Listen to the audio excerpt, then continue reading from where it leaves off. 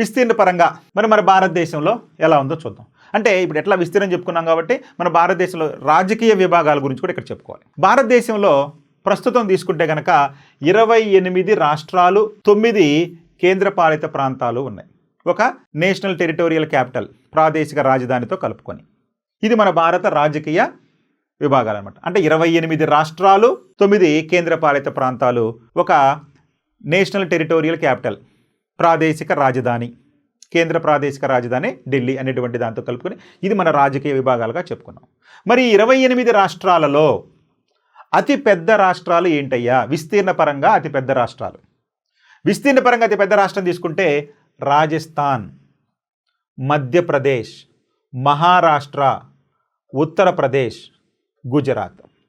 అదే మనకి 2014 పూర్వం తీసుకున్నాం అనుకోండి, అప్పుడు మన ఆంధ్రప్రదేశ్ కూడా వచ్చి ఉండేది. కానీ ఇప్పుడు ఆంధ్రప్రదేశ్ నుంచి తెలంగాణ విడిపోయిన తర్వాత ఈ మొదటి 5 ప్లేసుల్లో ఆంధ్రప్రదేశ్ యొక్క స్థానం కోల్పోయాం. కాబట్టి ఇప్పుడు మనం భారతదేశంలో ఎట్ ప్రజెంట్ ఇప్పుడు తీసుకుంటే కనుక అతి పెద్ద రాష్ట్రాలు ఏవండి? మొదటి 5 ప్లేసుల్లో తీసుకుంటే రాజస్థాన్, మధ్యప్రదేశ్, మహారాష్ట్ర, ఉత్తరప్రదేశ్, గుజరాత్. చూడండి, అన్నీ కూడా ఉత్తర భారతదేశంలో ఉన్న రాష్ట్రాలే. మన దక్షిణ భారతదేశం నుంచి ఒక్క రాష్ట్రం కూడా మొదటి 5 ప్లేసుల్లో లేదు. ఇట్లాంటి కూడా గుర్తుపెట్టుకోండి మీరు. ఎందుకంటే ఒకసారి మిమ్మల్ని కన్ఫ్యూజ్ చేయడానికి దక్షిణ భారతదేశంలో అతి పెద్ద రాష్ట్రం ఏది అంటాడు, దక్షిణ భారతదేశంలో అతి పెద్ద రాష్ట్రం అంటాడు. అదేవిధంగా భారతదేశంలో అతి పెద్ద రాష్ట్రాలంటే ఇవి. వీటి తర్వాత 6 కర్ణాటక. చూడండి, కర్ణాటక వచ్చేసింది. అంటే 6వ ప్లేస్లో ఉంది కర్ణాటక. ఇప్పుడు మనం దీన్ని బట్టి దక్షిణ భారతదేశంలో అతిపెద్ద రాష్ట్రం ఏదయ్యా? కర్ణాటక. ఒకప్పుడు ఆంధ్రప్రదేశ్, ఉమ్మడి ఆంధ్రప్రదేశ్ ఉండేది, కానీ ఇప్పుడు అది పోయి కర్ణాటక వచ్చింది.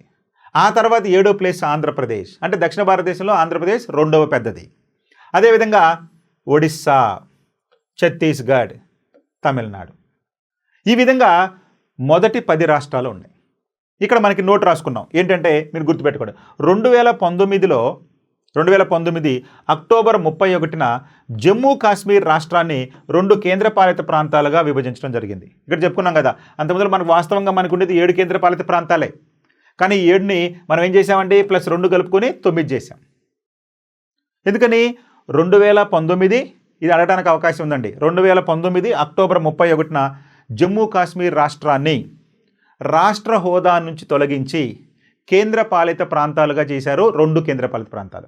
లేదా ఒకవేళ అదే గనక 2019కి తీసుకున్నట్లయితే కనుక మనకి మొదటి 5 ప్లేసుల్లో జమ్మూ కాశ్మీర్ రాష్ట్రం కూడా ఉండేది. కానీ జమ్మూ కాశ్మీర్ రాష్ట్రాన్ని రాష్ట్ర హోదా నుంచి తొలగించి కేంద్రపాలిత ప్రాంతాలు చేశారు కాబట్టి మొదటి 5 స్థానాల్లో జమ్మూ కాశ్మీర్ అనేది లేదు. కాబట్టి ఇది జమ్మూ కాశ్మీర్ లేనటువంటి రాష్ట్రాల విభజన ఇది. అందుకని 28 రాష్ట్రాలని చెప్పుకున్నాం, 29 రాష్ట్రాలకు బొద్దులు. ఓకే, మరి విస్తీర్ణ పరంగా పెద్దది చెప్పుకున్నాం. మరి ఇప్పుడు ఏం చెప్పుకోవాలి? విస్తీర్ణ పరంగా చిన్నవి. మరి విస్తీర్ణ పరంగా చిన్న రాష్ట్రాలు ఏంటండి? చిన్న రాష్ట్రాలు తీసుకుంటే గోవా, సిక్కిం, త్రిపుర, నాగాల్యాండ్, మిజోరాం. దాదాపు ఒక గోవా మినహాయించి మిగిలినవన్నీ కూడా ఈశాన్య భారతదేశంలో రాష్ట్రాలే. ఓకేనండి. సో కాబట్టి మొదటిది గోవా, చిన్న రాష్ట్రం. తర్వాత సిక్కిం, త్రిపుర, నాగాల్యాండ్, మిజోరాం, మణిపూర్, మేఘాలయ. అదేవిధంగా ఢిల్లీకి మళ్ళీ ఇక్కడ నోట్ రాసుకున్నాం. ఢిల్లీకి ప్రత్యేక రాష్ట్ర హోదా, national capital territory of Delhi ఇవ్వటం వలన పై జాబితాలో ఢిల్లీ చేర్చుకోలేదు. లేదా ఢిల్లీనే ఉండేది మొదటి ప్లేస్లో. మరి ఢిల్లీ ఇక్కడ ఎందుకు లేదయ్యా? ఢిల్లీని ప్రత్యేక హోదా ఇచ్చి, అంటే అటు పూర్తి కేంద్రపాలిత ప్రాంతం కాదు, ఇటు పూర్తి రాష్ట్ర హోదా కాదు. అందుకని దీన్ని ఏమన్నారంటే national capital territory of in Delhi అన్నారు. సో అందుకని ఇక్కడ కూడా ఈ జాబితాలో లేదు. ఒకవేళ ఢిల్లీ ఉంటే కనుక మనం ఢిల్లీని ఆప్ చేసుకోవాలి. ఓకేనండి. సో ఇవి చిన్న రాష్ట్రాలుగా మనం గుర్తుపెట్టుకోవాలి. ఇక మరొక చిన్న కాన్సెప్ట్ దీంట్లోనే, భారత ఉపఖండం. మనం ఫ్రీక్వెంట్గా తరచుగా వింటూ ఉంటాం ఏమని? భారత ఉపఖండం, భారత ఉపఖండం అని. భారత ఉపఖండం అంటే ఏంటండి? అంటే ఖండం అంటే ఏంటి? విశాలమైనటువంటి భూస్వరూపంతో పాటుగా అనేక రకాలైనటువంటి సంస్కృతులు, సాంప్రదాయాలు, అదేవిధంగా నైసర్గిక స్వరూపాలు మొదలైనటువంటి అంశాలతో కూడినటువంటి ఒక భూస్వరూపాన్ని మనం ఖండం అంటాం.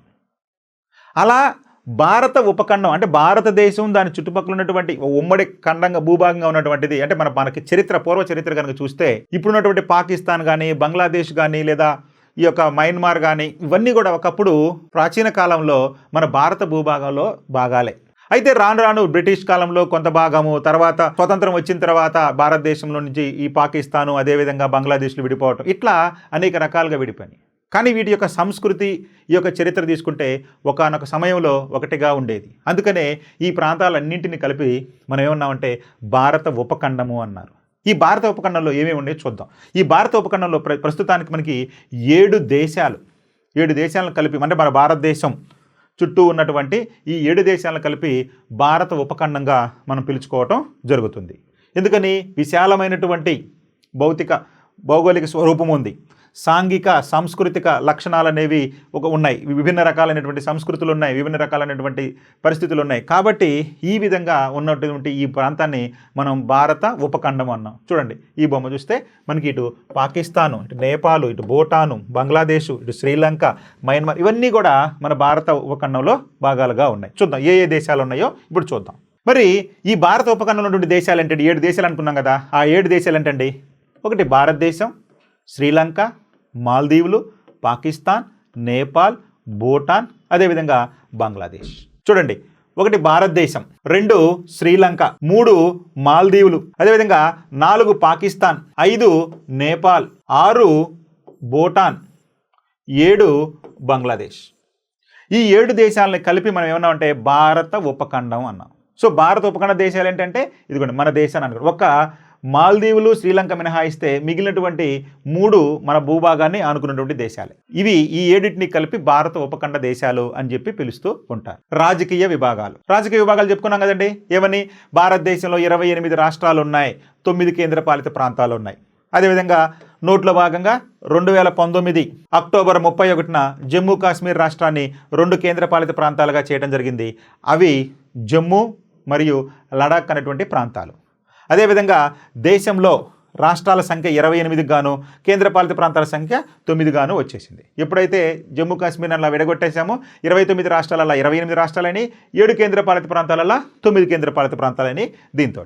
ఓకే అండి. అయితే ఒక్కొక్కసారి మనకి స్టాక్ జీకేలో భాగంగా ప్రశ్నలు అడగడానికి అవకాశం ఉండేది ఈ రాష్ట్రాల మీద. అందుకని ఒక చిన్న ఇన్ఫర్మేషన్ మీకు ఇవ్వడం జరుగుతుంది. అది ఒకసారి చూద్దాం. అదేంటయ్యా అంటే 2014 జూన్ 2న మన భారతదేశంలో ఒక కొత్త రాష్ట్రం అవతరించింది. అదే మన తెలంగాణ. ఎక్కడి నుంచి అండి?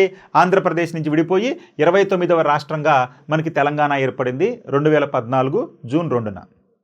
దానికంటే ముందు 2000 సంవత్సరంలో ఒకేసారి మనకి 3 కొత్త రాష్ట్రాలు ఏర్పడినాయి. ఆ 3 కొత్త రాష్ట్రాలు ఏంటయ్యా అంటే 28వ రాష్ట్రంగా, అంటే తెలంగాణ కంటే ముందు ఏర్పడినటువంటి 28వ రాష్ట్రం జార్ఖండ్. అది 2000 నవంబర్ 15న ఏర్పడింది. అది బీహార్ నుంచి ఏర్పడింది.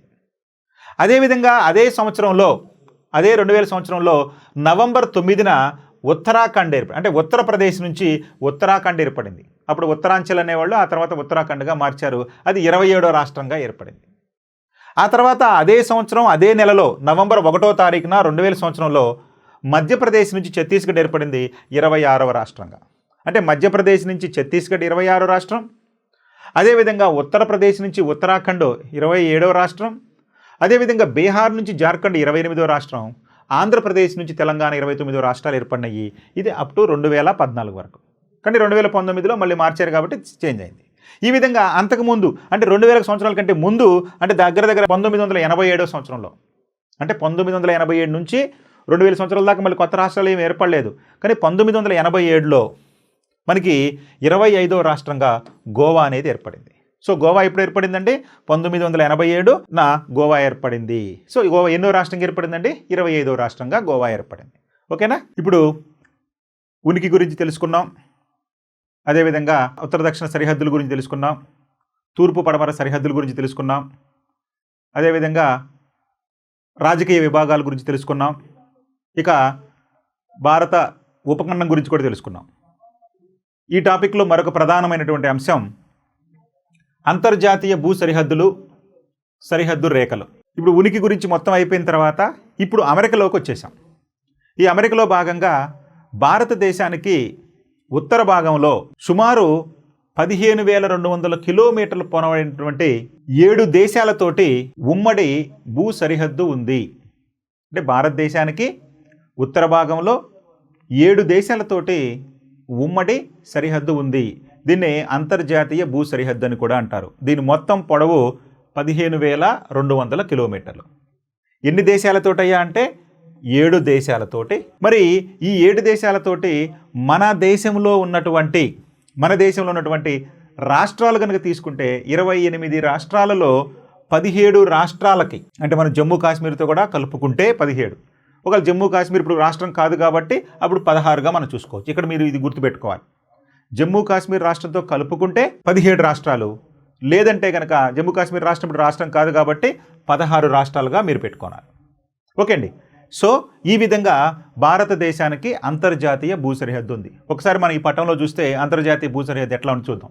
ఇక్కడ గుజరాత్ నుంచి ప్రారంభిస్తే ఈ విధంగా మన దేశంతో సరిహద్దు. దీని మొత్తం పొడవు ఎంత అయ్యా అంటే 15,200 కిలోమీటర్లు. ఇప్పుడు భారతదేశంతో అంతర్జాతీయ భూ సరిహద్దు కలిగినటువంటి దేశాలు 7 దేశాలు అనుకున్నాం కదండి. ఆ 7 దేశాలు ఎంతెంత పొడవున భూ సరిహద్దును కలిగి ఉన్నాయి అంటే 15,200 కిలోమీటర్ల పొడవులో 7 దేశాలు ఎంతెంత పొడవున కలిగి ఉన్నాయో చూద్దాం. మన భారతదేశంతో అత్యధిక భూ సరిహద్దు కలిగినటువంటి దేశం మొట్టమొదటి బంగ్లాదేశ్ మనం చెప్పుకోవాలి. బంగ్లాదేశ్ తోటి మనకి అంతర్జాతీయ భూ సరిహద్దు సుమారు 4,096 కిలోమీటర్లు ఉంది. తర్వాత రెండవ స్థానంలో చైనా 3,917 కిలోమీటర్లు ఉంది. అదేవిధంగా పాకిస్తాన్ 3,310 కిలోమీటర్లు, నేపాల్ 1,752 కిలోమీటర్లు, అదేవిధంగా మయన్మార్ 1,458 కిలోమీటర్లు, భూటాన్ 587 కిలోమీటర్లు, ఆఫ్ఘనిస్తాన్ కేవలం 80 కిలోమీటర్లు. ఈ విధంగా భారతదేశంతో అంతర్జాతీయ భూ సరిహద్దు కలిగినటువంటి 7 దేశాలలో అత్యధికంగా బంగ్లాదేశ్ మొదటి స్థానంలో ఉంటే 4,096 కిలోమీటర్లతోటి, అత్యల్పంగా ఆఫ్ఘనిస్తాన్ 80 కిలోమీటర్లతోటి చివరి స్థానంలో ఉంది. ఈ మొత్తం కలుపుకుంటే 15,200 కిలోమీటర్లు అంతర్జాతీయ భూ సరిహద్దు మన భారతదేశానికి ఉంది. ఓకే అండి. సో ఇక్కడ మనం చూసాం కదా ఈ అంతర్జాతీయ భూ సరిహద్దు ఉన్నటువంటి దేశాలు. ఓకే, ఇక భారతదేశంతో ఎక్కువ దూరం అంతర్జాతీయ సరిహద్దు పంచుకునే దేశం బంగ్లాదేశ్ అని చెప్పుకున్నాం, ఇప్పుడే చెప్పుకున్నాం కదా. అదేవిధంగా తక్కువ దూరం పంచుకునేది ఆఫ్ఘనిస్తాను 80 కిలోమీటర్లు. ఇక భూ సరిహద్దులు ఉన్నాయి. మరి ఈ భూ సరిహద్దులు కొన్ని కృత్రిమంగా కూడా గుర్తించుకోవడం జరిగింది. ఇలా కృత్రిమంగా గుర్తించుకున్నప్పుడు మనకి కొన్ని వివాదాలు కూడా వచ్చినాయి. సో ఆ వివాదాలు ఏంటో, ఆ కృత్రిమ సరిహద్దులు ఏంటో మొత్తం కూడా మనం ఇప్పుడు చూద్దాం. అందులో భాగంగా మొట్టమొదటిగా భారతదేశం, చైనా. భారతదేశంతో చైనాకి మనకి ప్రధానంగా ఎన్ని ప్రాంతాల్లో ఉమ్మడి సరిహద్దు ఉందంటే 3 ప్రాంతాలలో మనకి భారతదేశానికి చైనాకి ఉమ్మడి సరిహద్దు ఉంది. 3 ప్రాంతాల్లో భారతదేశానికి చైనాకి ఉమ్మడి సరిహద్దు ఉంది. ఏంటయ్యా 3 ప్రాంతాలంటే చూద్దాం.